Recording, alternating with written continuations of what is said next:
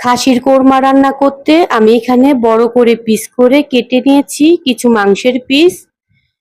খাসির কোরমা রান্না করলে মাংসের পিসগুলা বড় করে কেটে নিতে হবে। এরপর আমি এখানে খাসির কোরমা রান্না করতে যা যা মশলা ব্যবহার করতে হয় আমি এখানে সব মশলা দিয়ে আমি মশলাটা ভালো করে কষিয়ে নিয়েছি। এরপর দিয়ে দিলাম মাংসের পিসগুলা। মাংসের পিসগুলা দিয়ে আমি ভালো করে নেড়ে চেড়ে মশলার সাথে মিশিয়ে নেব। এরপর আমি এখানে দিয়ে দিলাম কিছু টক দই।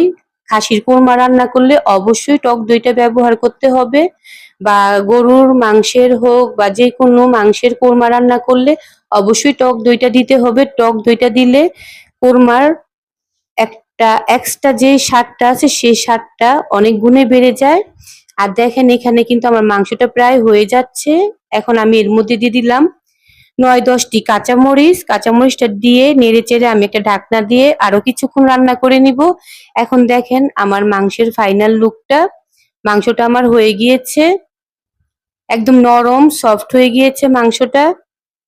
আর কোরমার সাথে আমি এখানে করে নিচ্ছি সাদা পোলাও, কারণ খাসির কোরমার সাথে সাদা পোলাওটা খেতে খুব ভালো লাগে, তাই আমি এখানে সাদা পোলাওটা পাশের চুলায় বসিয়ে দিলাম।